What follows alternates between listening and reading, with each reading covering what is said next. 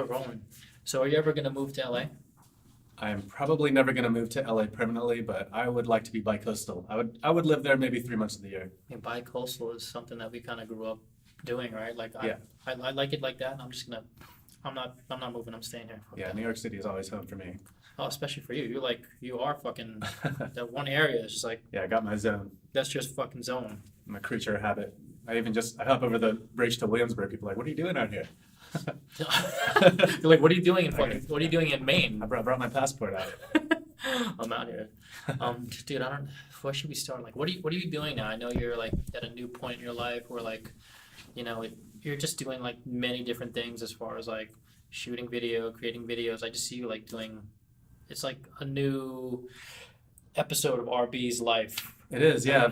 I've definitely graduated from the skate world. I'll always be a skateboarder and still make skate videos for Instagram and for the love. But these days I'm creating videos just for, web content for a lot of different clients of mine. That's really, really humble, dude. Like web content for who? For Little brands like Burberry and American Express. Jesus fucking That was this week. Jesus Christ.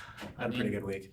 Isn't it funny how like skateboarders are low key the most successful people that you know and I know. It's weird, right? Like if you can compare like what a Spike Jones has done or what I don't know. It's just to me it's crazy how like talented and how like skateboarders just have a certain eye and they can trend forecast, they have a certain taste. Yeah, skateboarders, we also just adapt to our environment. Like we'll make something happen out of nothing. We've always had that in our blood, and doing it over the years, just Dude, that's why we're so talented. We fucking work hard, and we'll make anything happen out of nothing. I feel like you were sitting in my conversation like 30 minutes ago. I said the exact same thing that you just said. It's because like it's funny because when you tell people you're a skateboarder, it's hard to describe how we see things and how we look at things. Like our perspective is so different than another person's. Like when we see people fall and get up and then fall again and get up, we're like, oh man, cool. Other people are just so like, oh my god. Like we're just so used to like, I don't know, eating shit and getting back up. It's Like, just nothing's broken. You're still breathing. All right, get up, try it again. yeah. Like I'm bleeding, but I can still talk. Yeah. I'm gonna go do it again, and that's really what it is. I've seen people break bones, get up, do it again, and then not realize they're hurt or shit's broken until after they've conquered their mission.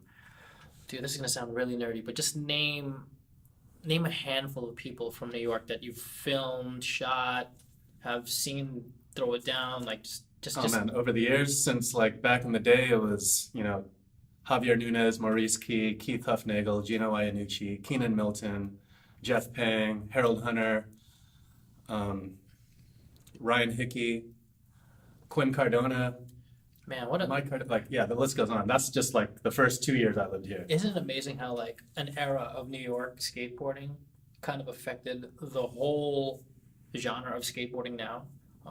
If you think about like some of the guys that we know and grew up with, like people skate like them now. Yeah, I mean, it's crazy to me, but I see that every generation has their golden era, and the generation we come from, that was like the best time I've ever had here. And it's pretty crazy to think that kids these days, they're looking back at those times that we spent, but I'm sure their golden era for them, they're going to look back at these times now, 20 years from now, they're like, oh, remember when skating was so sick in like 2018?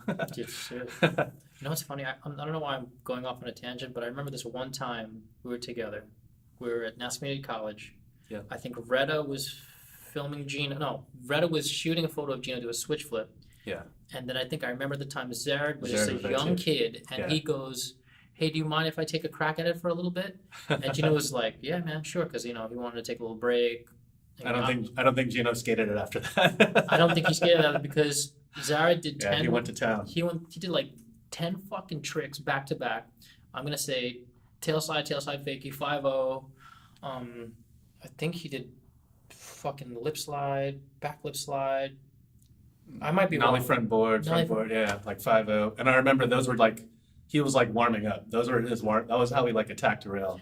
For the first like 4 or 5 of those tricks was like, all right, he's warming up for something sick. Yeah, but for me to see that, All I those was just tricks like, are sick. these look like warm up tricks, but those aren't really warm up tricks down a fucking as a 10 stair, no? Yeah, that was probably the biggest legit handrail New York City had at the time that people were really like. So Skating. I remember leaving that day like like asking her like, what the fuck? Who the fuck is that?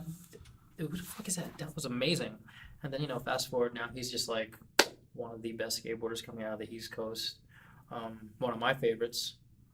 Coolest dude. Yeah, that was a pretty legendary session right there. Gino and That's Zared, those are like two of my favorites for sure. I don't think anybody knows that Gino and Zared session was the same session, because that Gino session became a Big Brother cover, right? Yeah, And those tricks ended up in his opening part in Vicious Cycle. Yeah, and like no one knows that. But that's like a funny it's a funny thing that we just put that together. Put that together. yeah, that was worth the mission going all the way out there. I think we went out there a couple other times, all the way out to that rail and got kicked out right away. I'm like, oh man, I mean, that's frustrating. I don't know why I always bring this up every time I see you, but every time I see you, I think about that time that you had an apartment on 2nd Avenue and it was packed. We're all hammered. I think I must have smoked like 3 or 4 L's. Yeah, the And balcony. and then Harold's like, yo, I'm gonna go make some breakfast. And I was like, dude, I wish what I are had you footage doing? of him stirring the pot in the middle of the party with When eggs. he was making eggs, I was trying to holler at you. I was like, yo, yo, but it was too late because there was probably like 50 Yeah. people in your, was it a 1-bedroom or a studio? It was a 2-bedroom converted into 3. We had a lot of people living there. Anyway, there was mad people there. We Yeah. were throwing stuff off the balcony. I'm Yeah. pretty sure you almost got evicted that night. The next day, I got in trouble with the management for sure. Yeah, I'm not surprised, but I think the glass doors downstairs got broken. that wasn't me. I know who it was. I'm not telling lies. I know exactly who it was. Don't say it. I think And yeah, we were all young, dumb, and stupid back then. But then those were amazing those times. were amazing times. And I remember before Harold was cooking those eggs, he like went up to me, he's like, RB, you got any food? I'm like, no, Harold, I don't have any food. He's like, oh, you're greedy, man. You have food. I know you have food. You're rich. Look at your apartment. I know you got food. I'm like, Harold, there's nothing to eat, dude. He's like, I'm gonna make some food. And then the next thing I know, he's got a pot and an egg, heating it up on the stove, and he's just like eating scrambled eggs out of the pot. That's so I funny. told you had food. That's what I told you. So greedy. Dude, he's so greedy and hungry, and he would hide it in his pocket, hide food in his pocket. It's crazy. Man, I wish I had footage of him doing that. It's crazy, that era of all these all these skateboarders that just came through the late '80s and mid '90s and late '90s. All came from New York, like just Keenan and Harold, and like everybody was, everybody hung out together. We all Yeah. went to Mulally's together. We all went to the playground together. We all ended up going to trade shows together. Yeah, if there was like a contest in Jersey or Long Island, we'd all go together and just like find a way out there and just, oh, the city guys are here. You guys are here from the city. Like, damn, those were good times. Damn, Long Island. I remember the Northport first Skate Park. Northport Skate Park, and then even like a Special Sauce. I remember Ty would go there and film Gino clips, and I think you were filming Ty clips. He did like some gnarly trick, like some gnarly front tail thingy. I remember you were filming. It was so weird to see him back then, because I was like, oh, he did was it Feedback? I think it was. Yeah. Did he film Feedback? And I was like, oh man, that's that. You know how it is, like in skateboarding, you just know the dude because of their work. Yeah, I've known Ty. I knew Ty the day he decided to become a filmer. That's Yeah, amazing. he told me that story. The day that he was going on a Planet Earth trip, I was in San Diego, and he's like, all right, I'm going to take this seriously. Like, we need a filmer to come with us on tour. And Ty's like, hey, I'm going to go. You know how talented Ty is? Oh, he's incredible. Ty Yeah. is so talented that he taught Brad Farrell how to film.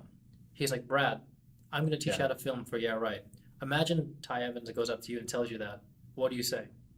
You don't Yeah. say anything. You just It's listen. so sick that he goes to Woodward every summer and teaches all these kids, and he lets them hold his like $1 million equipment and like run the whole show on multiple red cams. It's so insane. Yeah, Like it's